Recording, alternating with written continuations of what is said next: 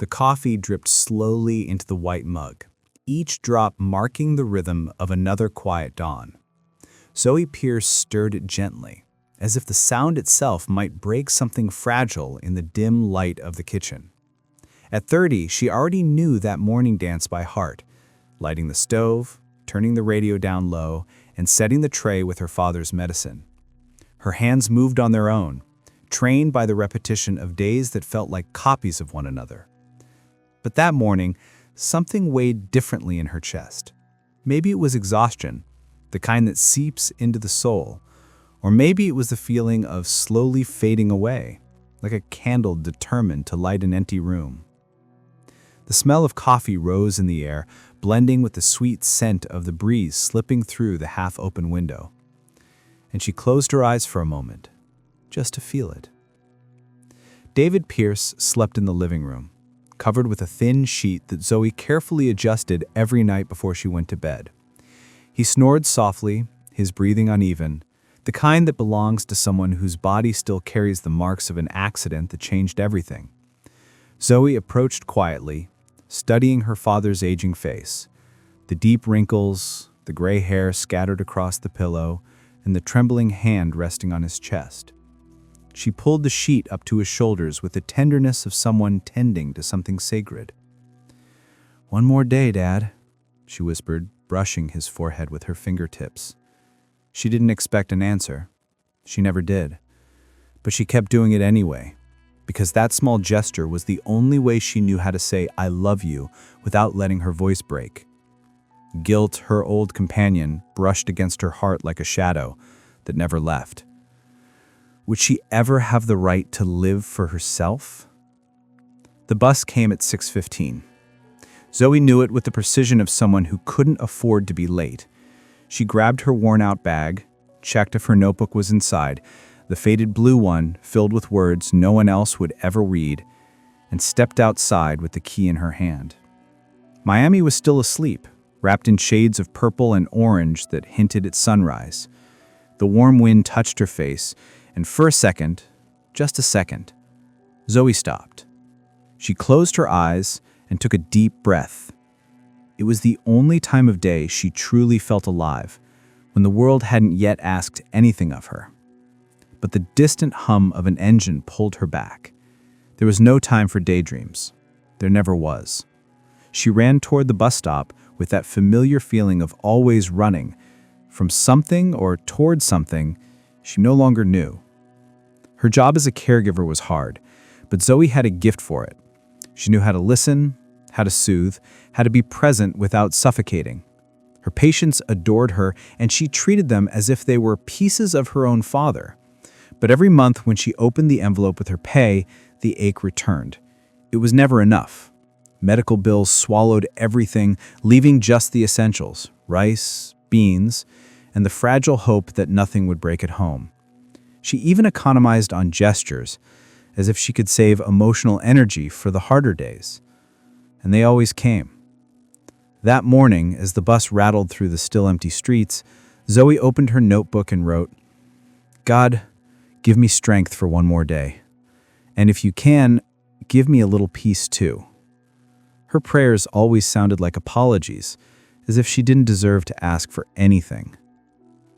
It was in the middle of her shift when the phone rang.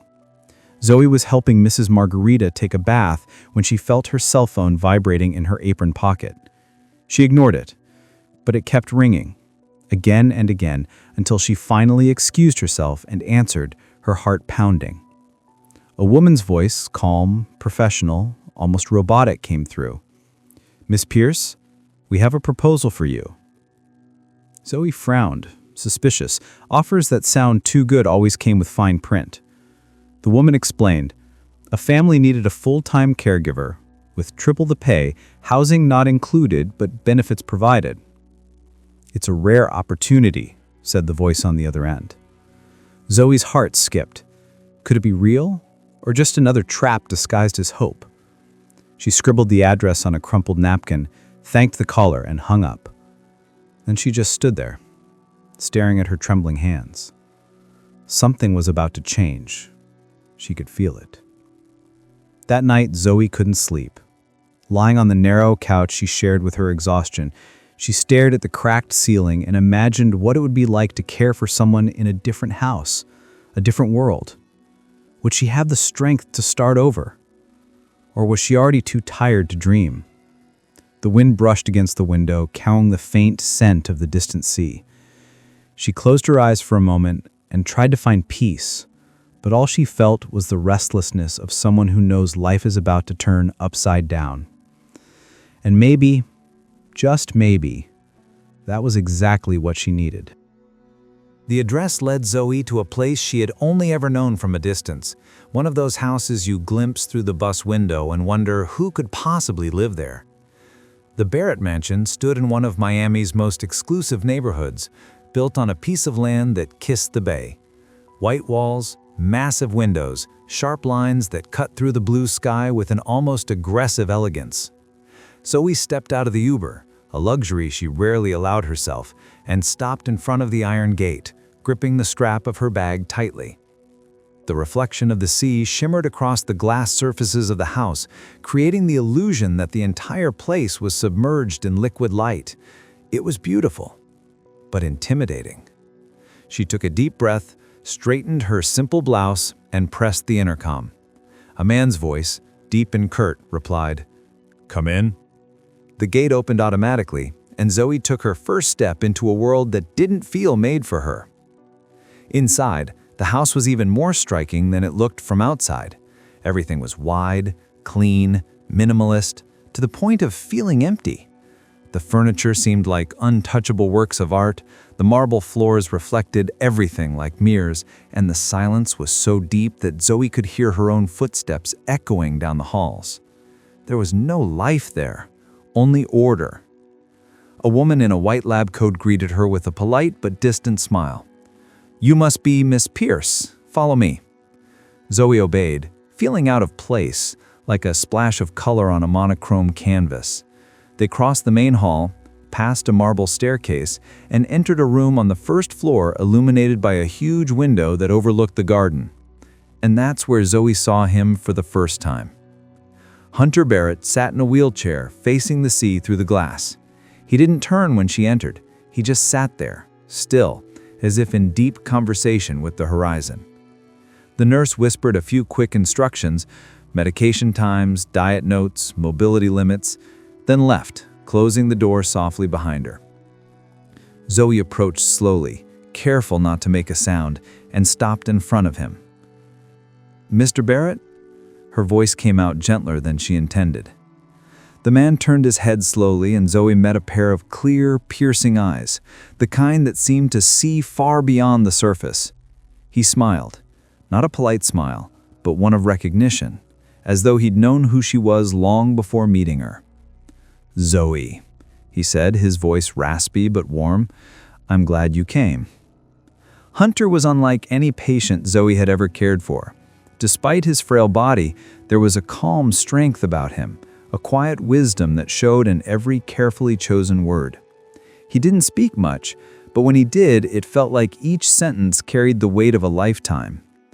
Little by little, Zoe found herself relaxing, adjusting his pillows, preparing the tea he requested with a simple motion of his hand. "You have kind eyes," he said suddenly, watching her closely. "My son will like you." Zoe felt her face flush. "Your son?" Hunter nodded, a faint spark of amusement in his eyes. "Kayden. He lives here, but he's locked himself away in his office. I think he's forgotten what it means to be alive." There was something in his tone that sounded like a warning, or maybe an invitation. Zoe couldn't tell. The afternoon passed quickly, filled with light conversation and comfortable silences.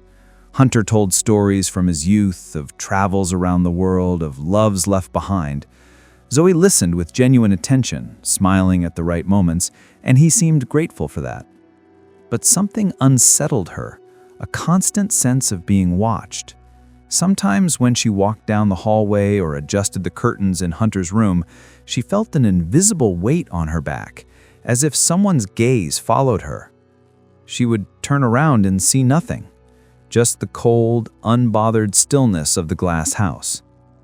Until, At the end of her shift, as she said goodbye to Hunter and grabbed her bag, she heard it. Footsteps. Slow. Steady. Coming from upstairs. Zoe looked up instinctively, and for a fraction of a second, she saw the silhouette of a man on the inner balcony of the second floor. He stood still, back to the light, hands in his pockets, watching her in silence. He didn't speak. He didn't move. He just looked. A shiver ran down Zoe's spine. Not of fear, but something else. Something between curiosity and unease. She quickly looked away, murmured a goodbye to Hunter, and grabbed her bag, her heart beating faster than it should. Out on the sidewalk before calling a ride, she turned back for one last glance. The figure was still there, motionless, a statue of shadow and solitude. And Zoe knew, without understanding why, that this man was going to change everything. The storm came without warning, as they often did in Miami late in the afternoon. Zoe was in Hunter's room, adjusting his pillows while he slept peacefully, when the first rumbles of thunder tore through the sky. The windows quivered softly, and the golden light that had filled the house faded into a thick gray haze. The rain started slow, then poured down in violent torrents, hammering against the glass as if it were trying to break into that sheltered world. Zoe felt her chest tighten. It always did. Rain reminded her of things she'd rather forget. Her father's accident, the night everything changed, the sound of metal twisting. She took a deep breath, trying to push the memories away, but her phone vibrated in her pocket and pulled her back to reality. It was the hospital. Again. Zoe left the room quietly, closing the door without a sound, and walked to the covered terrace overlooking the garden. The rain fell in silver curtains as she answered the call with trembling hands. The voice on the other end was the same as always, professional, detached, delivering painful news with polite precision. "Ms. Pierce, we need to discuss the next procedures. The insurance won't cover everything, and there are expenses that, well, will need to be paid in advance." Zoe closed her eyes, feeling tears sting behind her eyelids. How much more could she possibly give when there was nothing left to take? "I'll find a way," she said, her voice cracking. "I always do." She hung up before the nurse could say anything else, and then finally, she broke.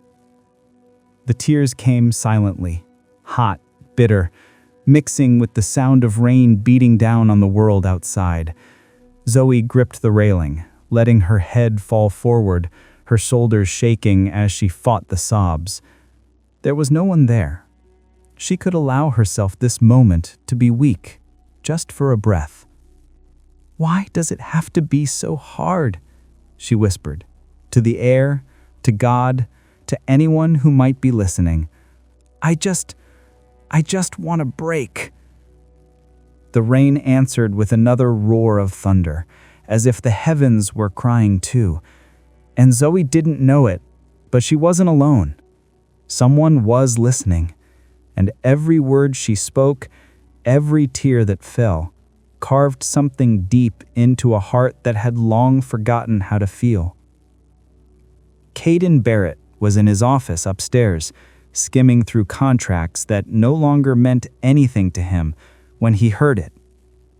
At first, he thought it was the wind or maybe the echo of the storm. But then he realized it was crying. Soft, restrained, unmistakable. He looked up from his desk, frowning, and walked to the window overlooking the terrace below. And that's when he saw her. Zoe, alone, folded into herself, crying as if the whole world rested on her shoulders. Kayden froze. He wasn't the kind of man who interfered. He wasn't easily moved. But something about that scene, her fragility, the strength it took just to hold herself together, the way the wind played with her damp hair, hit him like a punch to the gut. She was broken, and he knew exactly what that felt like. He stayed there, hidden in the shadows, watching as she wiped her face with the back of her hand and took a deep breath, trying to compose herself. Kayden didn't know what had happened, but he recognized despair when he saw it. There was something raw about her pain, something so unguarded that it made him ashamed of his own numbness. How many times had he cried in the past few years? None. How many times had he let anything touch him, really touch him? None. He had built a fortress around himself, and now he realized that fortress was also a prison. Zoe turned and went back inside, unaware of his eyes on her. Kayden stood motionless, the sound of the rain echoing in his mind. And then, without hesitation, he picked up the phone. "I want information on Zoe Pierce, everything, and I want to know where her father is hospitalized." He couldn't explain why. He just knew he had to do something. 2 hours later, Kayden was on the phone with the hospital's financial director. His tone was firm, almost impatient. "I want all medical expenses related to David Pierce covered, retroactive and future, no exceptions." The man on the other end stammered, startled. "But sir, that's going to cost—" "I know what it's going to cost. And I want it done anonymously. No mention of my name. None." He hung up before there could be any more questions. Then he leaned back in his chair, staring out at the rain as it began to fade. For the first time in years, Kayden Barrett felt something other than emptiness.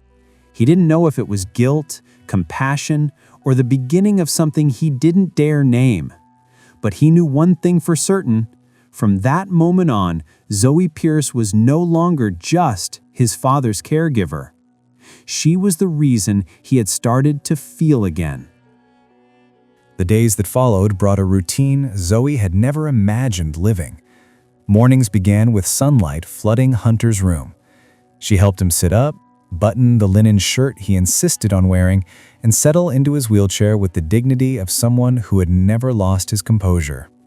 "Today I want to see the ocean," he would say, and she smiled, pushing the chair down the wide corridors toward the balcony that faced the bay. The wind blew warm and salty, carrying with it the scent of freedom Zoe loved so much. She would stop there beside Hunter and close her eyes for a moment, just a moment, feeling the breeze on her face. And that's when she noticed it. Someone was watching her. Again. She opened her eyes slowly and turned her head. He was standing at the glass door, a cup of coffee in his hand, with an expression she couldn't quite read. Kayden Barrett. Finally, face to face. He didn't say anything at first. He just stood there, as if measuring the distance between them, not the physical one, but the other kind, the kind that separates entire worlds. Zoe felt her heart quicken, but she didn't look away. There was something about that man that intrigued and unsettled her at the same time. He was tall, broad-shouldered, carrying himself with the kind of control that demanded silence. His face was serious, almost stern, but his eyes told another story. Tired, sad, as if they carried a weight even he couldn't name. Hunter broke the silence with a low, amused laugh. "Ah, finally! I thought you were going to hide forever, son." Kayden gave a half-smile, slightly embarrassed, and stepped closer. "Good morning," he said, his voice deep and steady. Zoe nodded politely. "Good morning, Mr. Barrett." He frowned lightly. "Kayden. You can call me Kayden." Hunter watched the scene with a mischievous glint in his eyes, clearly entertained by their discomfort. "Zoe's been doing a wonderful job with me. Have you talked about that yet?" Kayden looked at his father, then back at her, and nodded. "I know. I'm grateful for that." The words were simple, but his tone carried something more, a gratitude that went beyond professionalism, an attention Zoe felt like a quiet touch. She swallowed hard and turned the wheelchair toward the horizon, trying to focus on the sound of the waves, on anything but the presence of that man behind her. But it was useless. He was there, filling a space that wasn't just physical. And for the first time in a long time, Zoe felt afraid. Not of him, but of what he might awaken inside her. The days turned into a silent dance. Kayden began to appear more often, not intrusively, but with a quiet persistence, like someone testing his own limits. He drank coffee on the balcony while Zoe cared for Hunter. He passed through the living room just as she was helping his father with physical therapy. Sometimes he asked questions about the treatment, the routine, about Miami. And Zoe answered politely, but with growing caution. She knew how to recognize interest when she saw it, and it scared her because she was starting to feel it too. The way he looked at her was unlike anything she had known. It wasn't lust, nor shallow curiosity. It was attention, as if he truly saw her, and Zoe wasn't ready to be seen. Not like that. One afternoon, after rolling Hunter out to the balcony, Zoe turned to go back inside and nearly ran into Kayden. He was standing there, so close she could catch the faint scent of wood and mint that lingered on him. "Sorry," he said, stepping back. "I didn't mean to startle you." Zoe shook her head, her heart racing. "It's okay." They stood there, trapped in a silence that said more than words ever could. It was Hunter who finally broke the moment, chuckling softly. "Kayden, why don't you offer Zoe a ride? It's late, and she always takes the bus home." Zoe felt her face warm. "That's not necessary. I insist," Kayden interrupted gently, his tone soft but firm. "It's no trouble." She looked at him, at those weary eyes that seemed to be asking for something she didn't understand, and felt the ground shift beneath her feet. It wasn't a good idea, she knew that, but still, she heard herself say, "Thank you." The walk to the car was quiet, tense, charged with a kind of electricity neither of them knew how to name. Kayden opened the passenger door for her, a gesture so old-fashioned it caught her off guard, and Zoe slipped in, gripping the strap of her bag tightly. He went around to the driver's side, got in, and started the engine. The soft music playing on the radio filled the space between them, but not enough. "Where to?" he asked. Zoe gave the address, her voice low. He nodded and began to drive, but halfway there, he pulled over at a lookout that faced the sea. Zoe turned to him, confused. "Why did we stop?" Kayden stayed silent for a moment, his hands still on the wheel, eyes fixed on the horizon. Then finally he spoke. "Because I needed to tell you something." And Zoe, without knowing why, felt that her life was about to change forever. Zoe waited, her heart pounding, but Kayden didn't go on. He just sat there, his hands gripping the steering wheel as if fighting an invisible battle she couldn't see. The ocean stretched before them, vast, endless, indifferent, and the silence inside the car grew heavier by the second. Then he shook his head slightly and started the engine again. "Sorry, it's nothing." But Zoe knew it was a lie. She could feel it in the tension in his shoulders, in the way he avoided her eyes. Something had caught in his throat, and she wasn't sure whether she felt relieved or disappointed that he hadn't said it. The rest of the drive passed in silence, just the hum of the motor and the wind slipping through the half-open window. When they reached her house, Zoe murmured a barely audible "thank you" and got out quickly before he could answer. But as she closed the door, she glanced back and saw him still there, watching her walk away, as if losing something he didn't yet realize he wanted. In the days that followed, Kayden started appearing more around the house, and Zoe noticed. He was no longer the quiet ghost upstairs. Now he was present, having coffee with his father, reviewing papers in the living room, walking down the hallways exactly when she happened to be there. And then one night it happened. Zoe was finishing Hunter's medication schedule when she heard it. A faint, delicate sound coming from somewhere in the house. Piano. She froze, tilting her head to listen. The melody was soft, sorrowful, yet hauntingly beautiful. Hunter, already in bed, smiled. "That's Kayden. He plays when he thinks no one's listening." Zoe felt a tightening in her chest. "He plays beautifully." "He plays with his soul," Hunter corrected, closing his eyes. "When he was little, he used to play all the time. After the accident, he stopped. Only started again recently."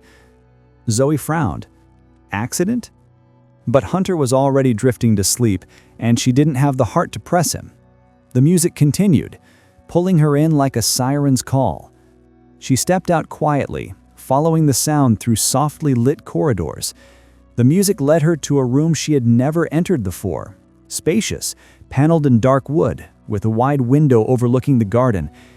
And there he was, Kayden, seated at the piano, his back to the door, fingers gliding over the keys with a tenderness that clashed completely with the sternness he usually carried. Zoe stood in the doorway, not making a sound, just watching. There was something intimate about that moment, something she felt she shouldn't be witnessing, but she couldn't leave. The music was sorrowful, yet hopeful, like a story of loss and rebirth told without words. Then suddenly the music stopped. "I know you're there," he said, without turning. Zoe froze. "I'm sorry, I didn't mean to interrupt." Kayden turned on the bench, finally looking at her. His face was different, less guarded, more human. "You're not interrupting." He motioned for her to come in. Zoe hesitated, but something drew her forward. She walked slowly, stopping a few feet away. "You play beautifully," she said softly. He smiled faintly. "I used to play better, before I forgot why." Zoe didn't understand, but she didn't ask. She just stood there, her hands clasped in front of her, unsure what to do with them. Kayden watched her for a moment, as if trying to read something hidden between her words. "You're not like the others who work here," he said suddenly. Zoe blinked, surprised. "What do you mean?" "You actually care. It's not just a job for you." She didn't know what to say, because he was right, and that scared her. Kayden stood and walked toward the window, his hands in his pockets. "My father's better since you came. He smiles more, talks more. You brought him something I couldn't." There was a heaviness in his voice, a quiet guilt buried beneath the words. Zoe took a small step closer. "You care too. I can see it." He let out a short, humorless laugh. "Not enough. I was so focused on fixing everything, on being in control, that I forgot to just be there." He turned to her, and for the first time, Zoe saw tears glistening in those weary eyes. "I almost lost him, because of me." The confession came out in a broken whisper, and Zoe's chest tightened. She didn't know what to say, but she knew what to do. She stepped closer and placed a hand on his arm, a simple, gentle touch that said everything. "You're here now. That's what matters." Kayden looked down at her hand, then back at her face, and something shifted. The distance he had fought so hard to keep began to crumble. He raised his hand, hesitant, and brushed his fingers against her cheek, as if she were too fragile to hold. "Zoe," he whispered with his voice. And she closed her eyes, letting herself feel it, the touch, the warmth, the connection that defied all reason. But then, like a flash of clarity, she stepped back. I should go." Kayden let his hand fall, taking a deep breath. "Yeah, of course." Zoe left the room quickly, her heart racing, her hands trembling. But when she reached the hallway, she turned back.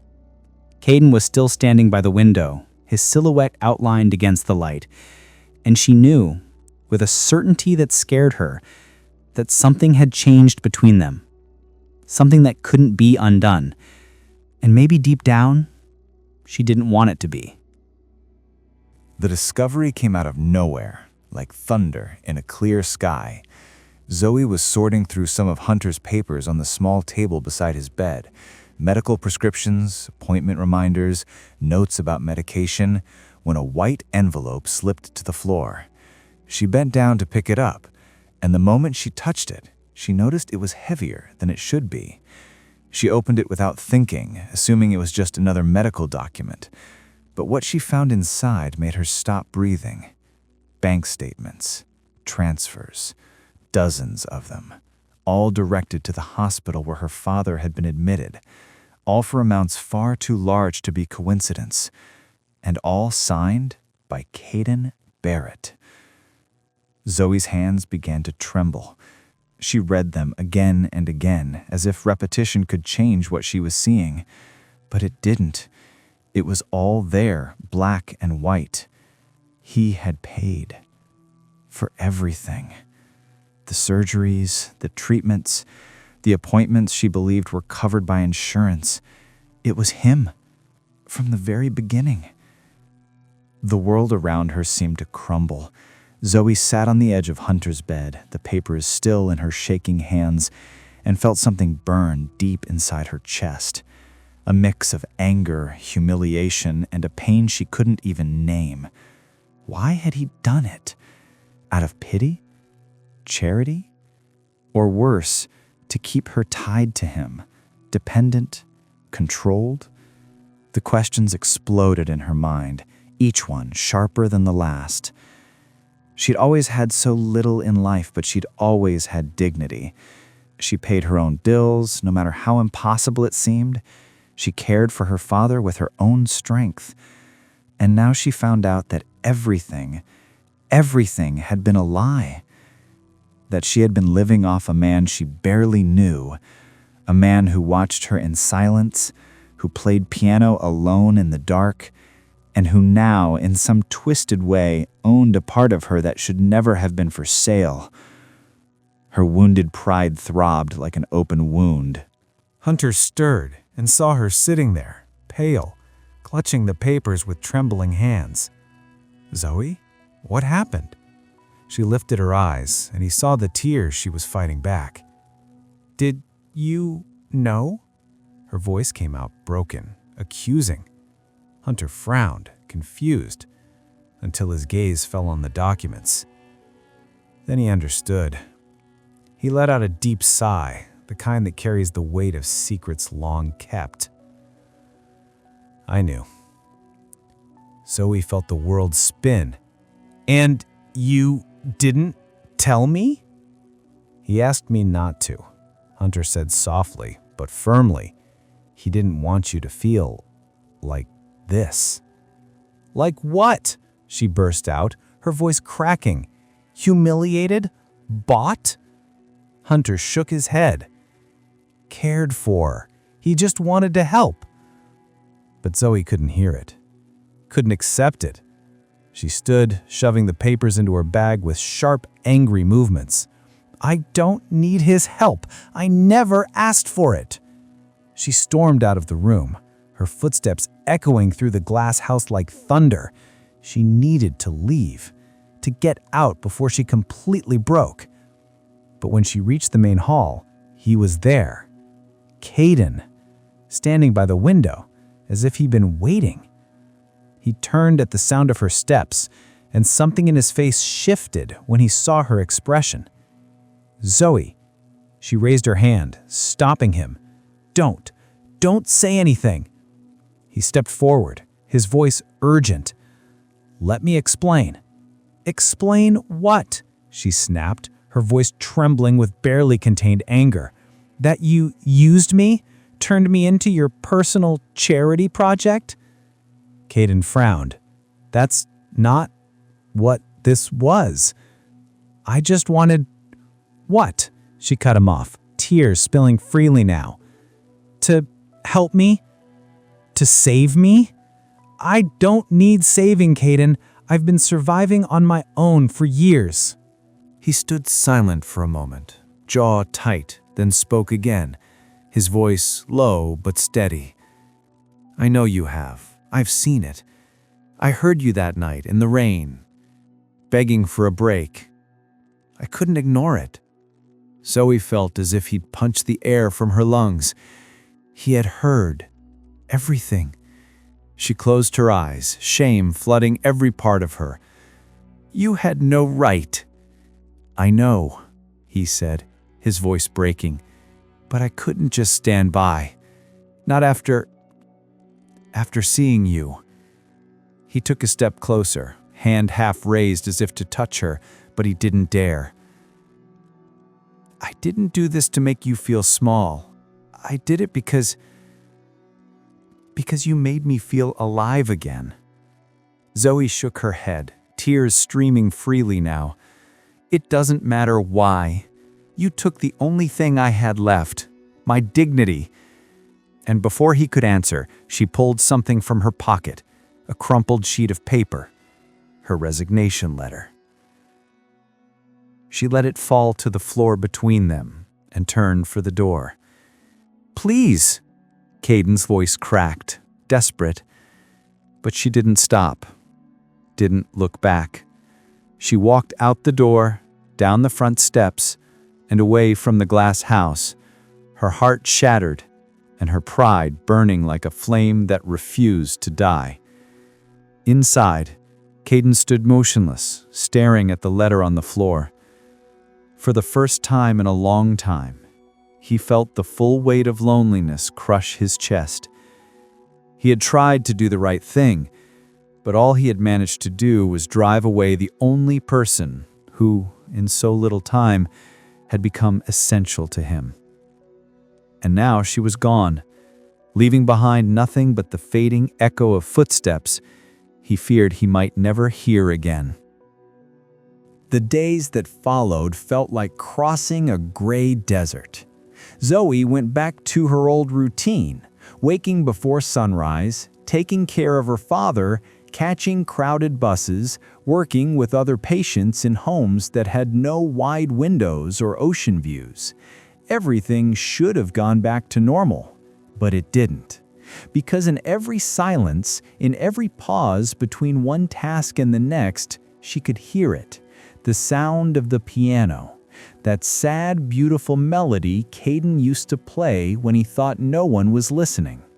She tried to push the memory away, but it was useless.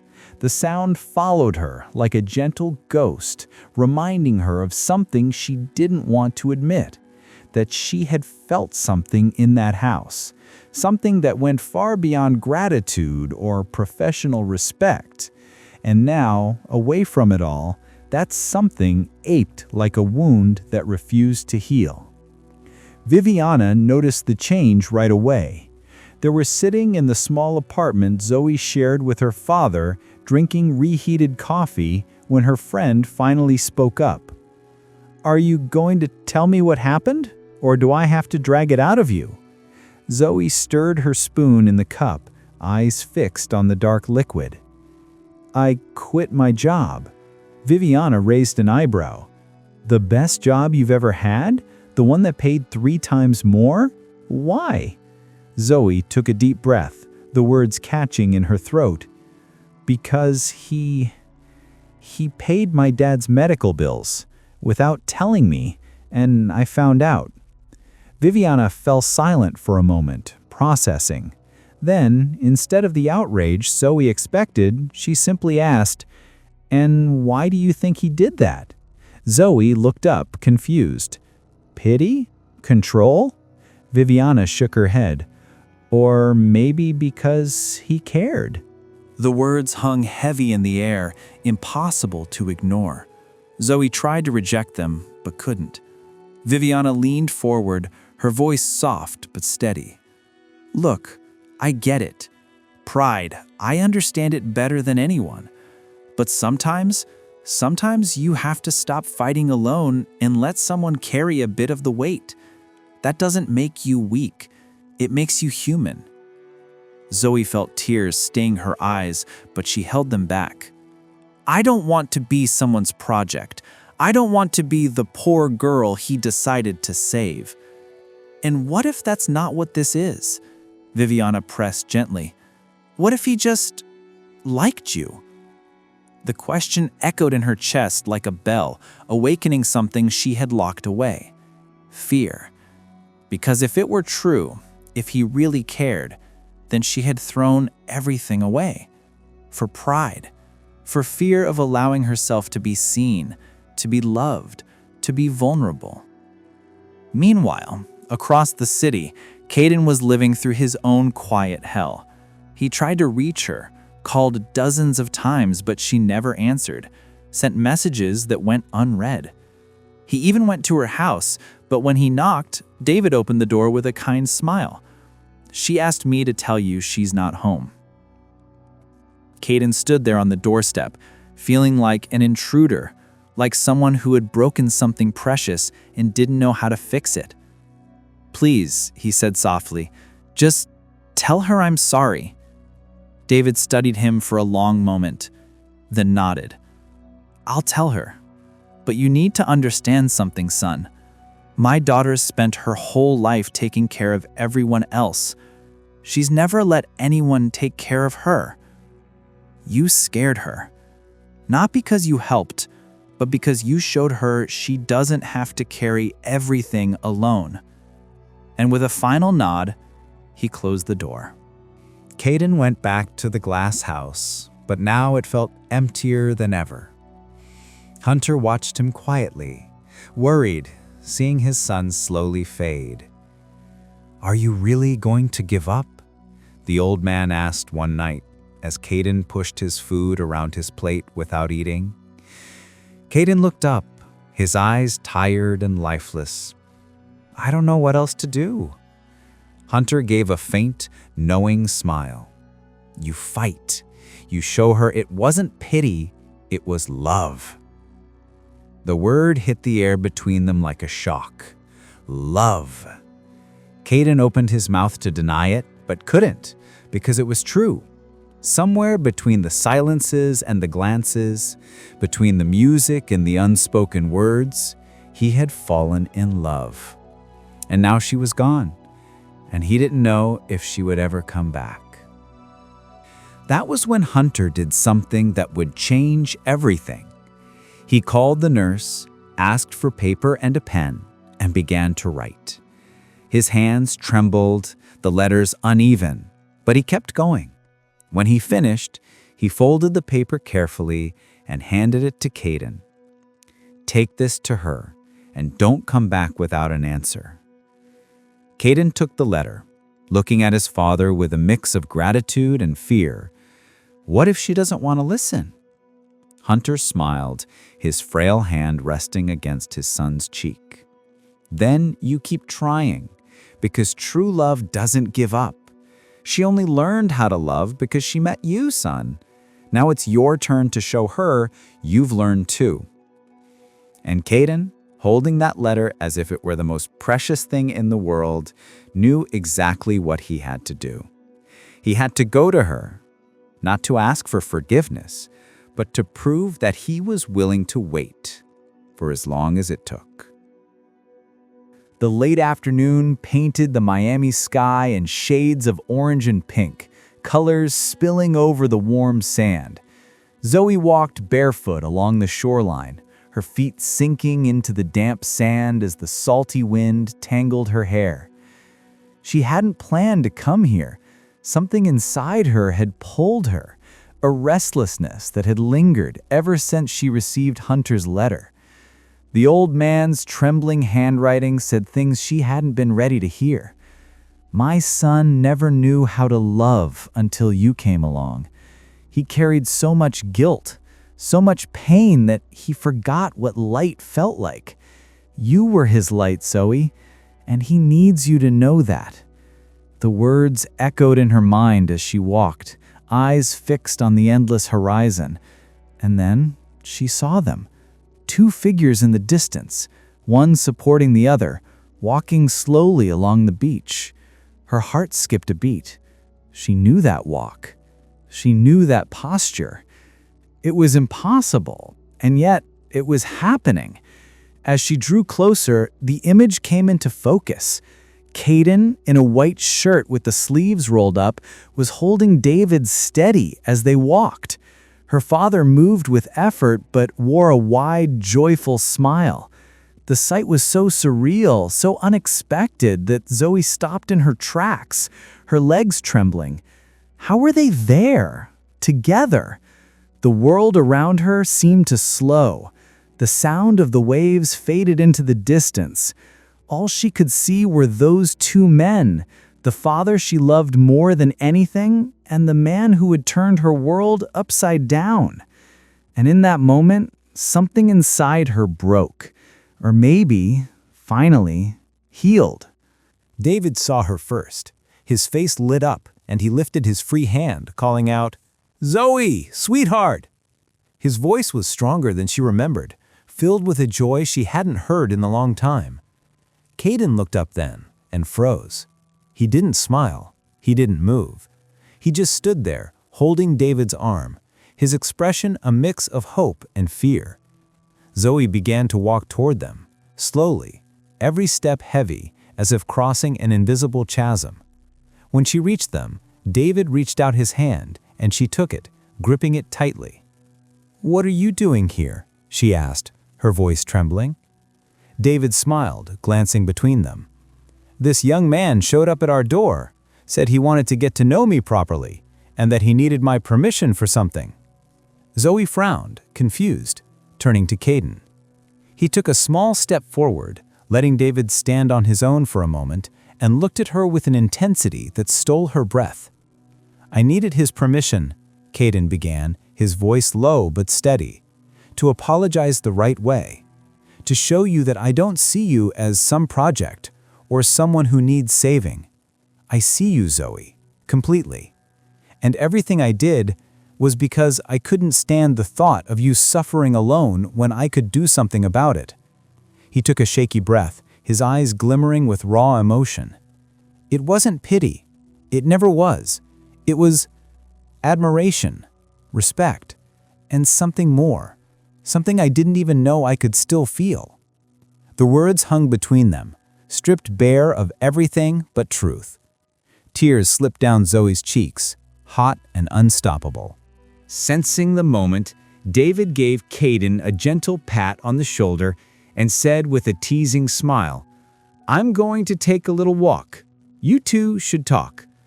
Then he slowly walked away, leaving them standing alone in the vast expanse of the beach. Zoe looked at Kayden, and for the first time since they met, there were no walls left. No wounded pride, no fear disguised as strength. Just two hearts trying to find each other in the chaos. "I was scared," she admitted, her voice breaking. "Scared to depend on someone. Scared that if I let you in, you'd see all the broken parts of me and leave." Kayden shook his head and took a step closer. "I'm not going anywhere, and there are no broken parts in you, Zoe. Only scars. And scars mean you survived." He reached out his hand, hesitating slightly.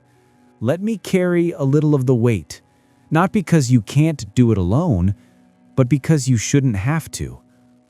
Zoe looked at his hand, then at his eyes, those tired eyes now shining with new light. And finally, after so long fighting, she understood. Accepting help wasn't weakness. Allowing herself to be loved wasn't losing her strength, it was simply living. She placed her hand in his, and the touch sent a jolt through her entire body. Kayden intertwined their fingers and pulled her closer, wrapping her in an embrace she hadn't realized she'd been craving.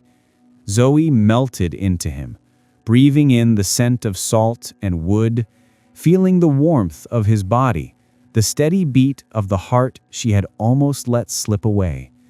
And there, with her feet in the sand and the sun setting over the horizon, she finally allowed herself to feel, to trust, to love. When Kayden cupped her face, wiping away her tears with his thumb, he whispered, "I love you." Zoe smiled, a soft, genuine, liberated smile, and whispered back, her voice full of tenderness, "I love you too." The sunset poured over the glass house like golden honey, bathing every surface, every corner, transforming a place that had once felt cold into a refuge of warmth and light.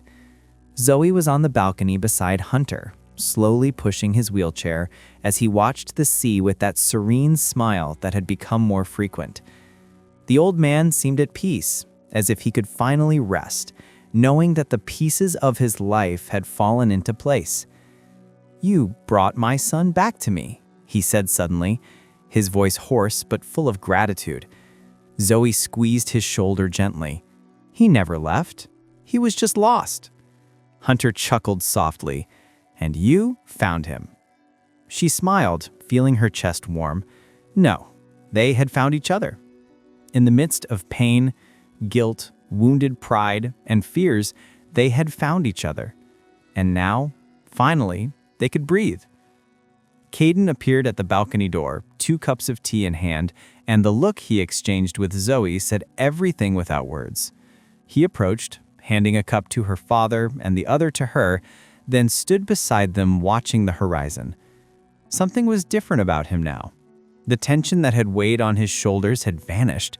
The invisible weight that had bent him seemed to have dissolved. He was light, as if he had finally forgiven himself for the accident, for the guilt he had carried for so long, for the distance he had kept from his own heart. Hunter watched them with a playful glint in his eyes, clearly pleased with his work.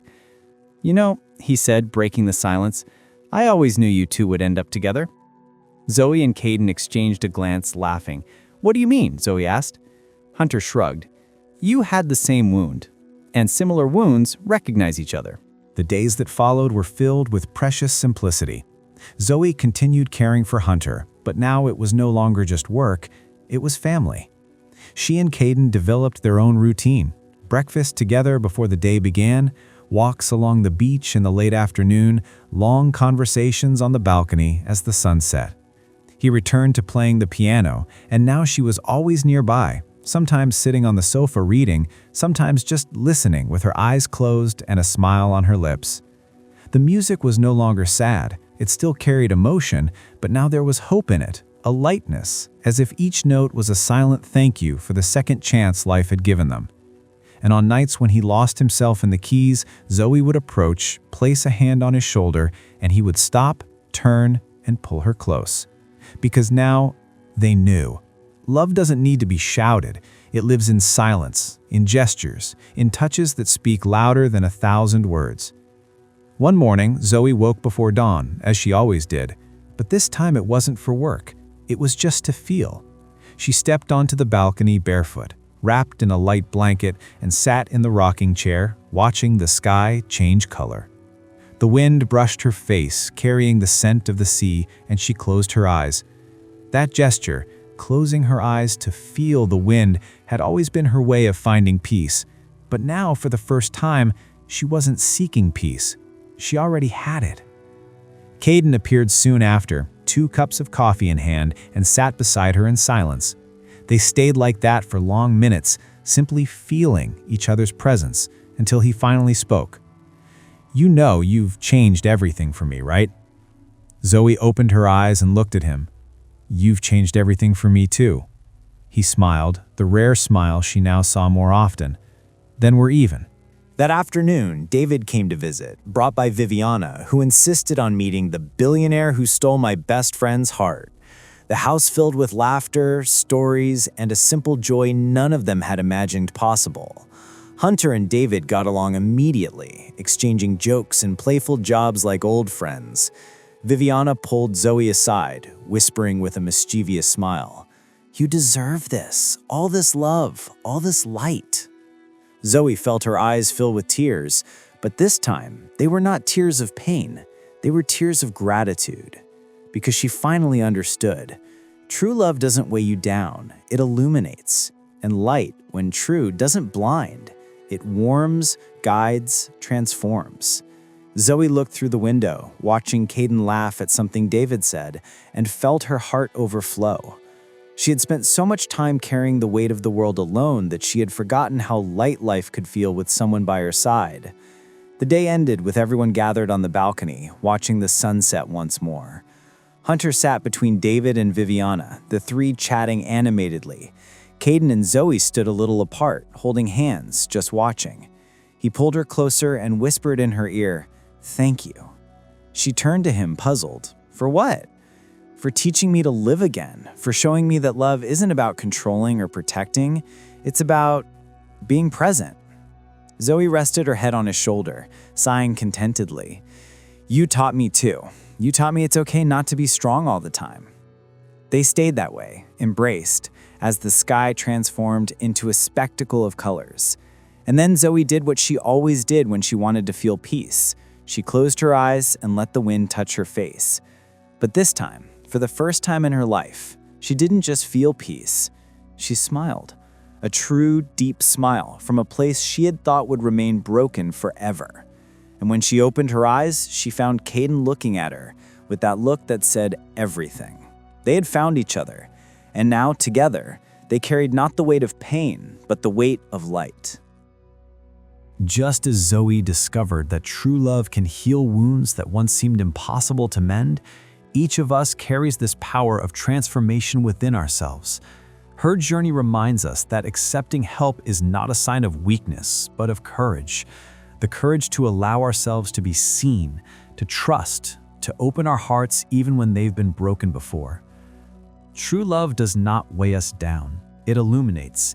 And when we finally understand this, we realize we were never truly alone, only waiting for the right moment to let ourselves shine.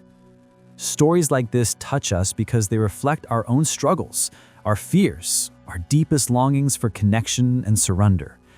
Zoe and Kayden show us that no matter how many times life knocks us down, there is always a second chance to start over, to love, to live fully.